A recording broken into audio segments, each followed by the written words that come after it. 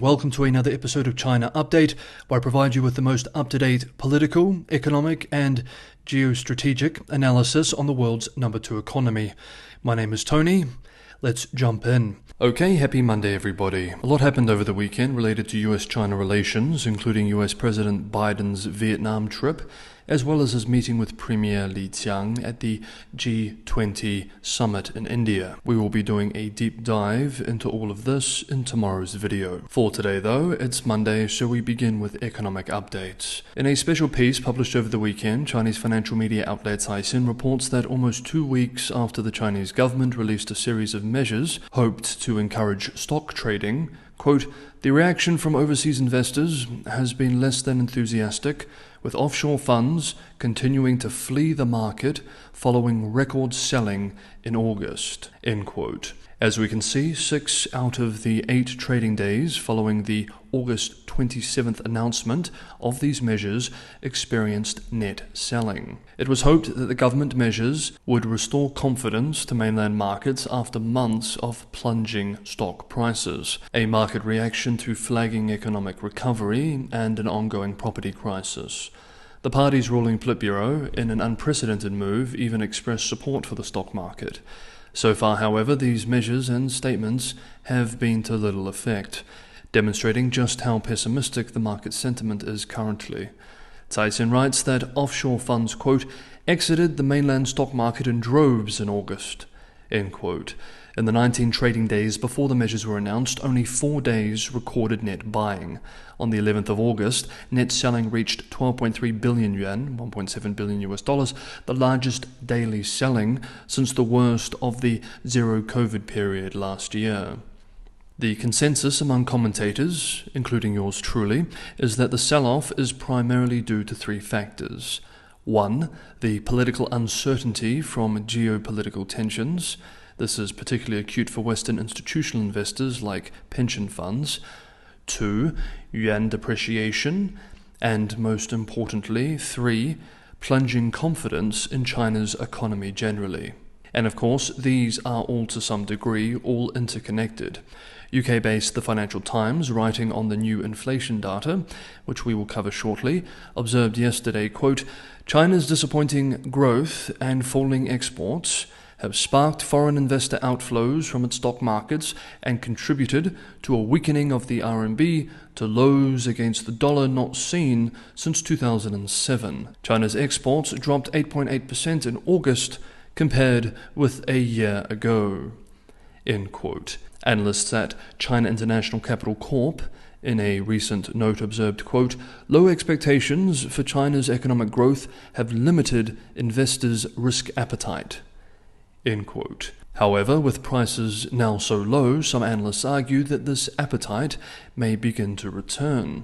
CITIC Securities analysts in a note last week pointed out that historically, offshore funds have exited mainland stock markets during times of significant market volatility, for example in July 2015, but that after these periods of volatility, offshore funds have returned. While this, historically speaking, is indeed largely accurate, China's economic landscape is much more concerning now than in 2015 or even 2008.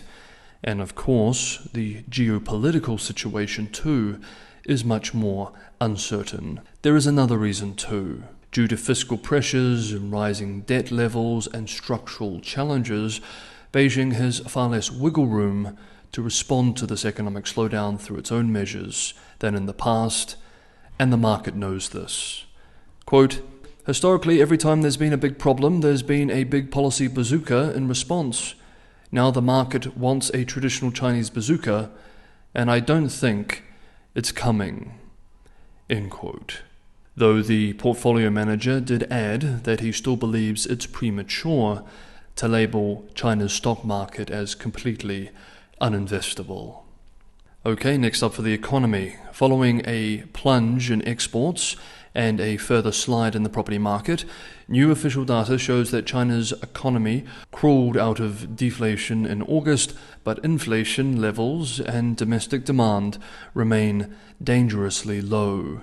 According to the National Bureau of Statistics numbers published over the weekend, the Consumer Prices Index was 0.1% higher year-on-year in August, below a Reuters poll of analysts for a 0.2% increase, but an improvement over the minus 0.3% recorded in July.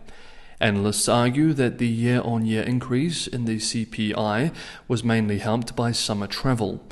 Core inflation, which strips out volatile food and energy costs, climbed 0.8%.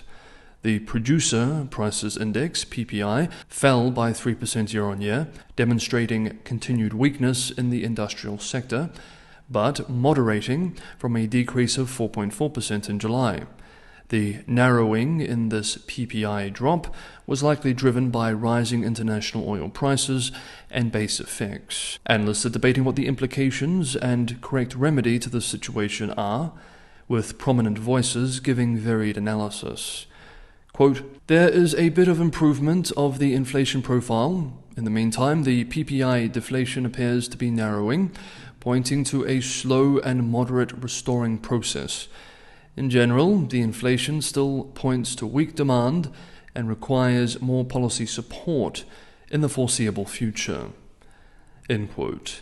Versus, quote, "Insufficient demand is merely the external manifestation of China's economic issues. The crux of China's economic woes lies in structural problems, and simplifying these complex issues by solely focusing on inflation or deflation is an oversimplification. Apart from the inevitable policy adjustments, it may be crucial to fundamentally maintain the direction of China's development towards a market economy, adhering to the role of the market's self-regulating mechanisms." End quote. And finally, quote, "While in August China reversed July's year-on-year CPI deflation, up 0.1% versus last month's down 0.3%, in fact, if you look at month-on-month numbers, which I prefer, China actually emerged from 5 months of CPI deflation in July, not August. These past 2 months of rising CPI prices, 3% on an annualized basis, add to evidence that the Chinese economy may finally be stabilizing, albeit at levels of very weak demand." End quote. Next up, we have 2 more developments to cover. If you're enjoying today's episode of China Update, don't forget to hit the like button. Liking, sharing, and subscribing are all helps for the channel. And for anyone who can go that extra mile and help me keep China Update financially sustainable, help me continue making these episodes every day, 6 days a week for you all, open and free, Patreon and Buy Me a Coffee links are in the description below. This is a lot of work, but all your support are all incredible sources of motivation. So thank you so much, everybody, for the ongoing support. China's national legislature has passed a new foreign state immunity law that will, for the first time, allow Chinese citizens and companies to sue foreign states in domestic courts. The new law will take effect starting the 1st of January 2024 and provides a legal basis for Chinese courts to take jurisdiction over civil cases involving foreign states. In the past, plaintiffs had to file lawsuits at foreign courts. Under the law, a foreign country will also face trial in China if it is sued for personal injury, death, or property damage. In a state media statement, the head of the Treaty and Law Department of the Ministry of Foreign Affairs said the law was made to change the, quote, "unequal and unfavorable situation long faced by Chinese citizens," end quote. State-run Global Times unpacked this argument, writing that in the past, Chinese courts would not process cases with a foreign state as a defendant or cases against a foreign state's assets. Quote, "This led to 2 disadvantages. First, Chinese citizens and enterprises couldn't defend their legitimate rights and interests in Chinese courts when they encounter commercial disputes with foreign states.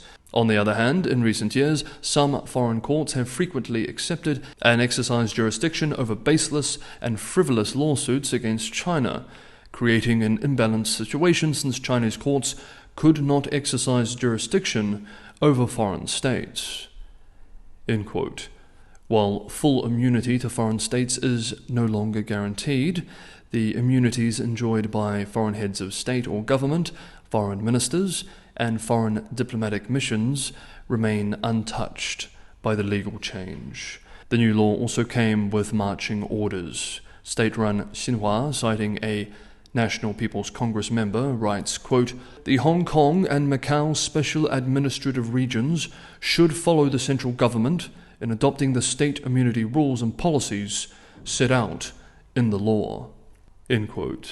And one further brief update related to China's demographic situation. Regular viewers are acutely aware of the serious demographic outlook China faces. There is no need to once again unpack all the details here, but there is a relevant update which we need to take note of here. The state-run National Business Daily has reported, citing official calculations from the China Population and Development Research Center, that China's fertility rate is estimated to have dropped to a record low of 1.09 in 2022. The report says that this puts China at the lowest fertility level among countries with populations of more than 100 million people, and one of the lowest in the world among any country. As we have explored in previous videos, Beijing is urgently trying to introduce measures to lift the birth rate, with a special party study session chaired by Xi Jinping himself in May discussing this very issue. Of course, as demographers remind us, if you need more 30-year-olds, it takes 30 years to fix that problem, and you need more 30-year-olds in order to do it. That is to say, demographic decline is incredibly difficult to reverse. And indeed, experts warn that China's population could collapse by over 50% in the coming decades. Okay, that is today's episode of China Update. Thank you so much everybody for watching. Have a wonderful Monday, have a productive week ahead, and I will see you all tomorrow.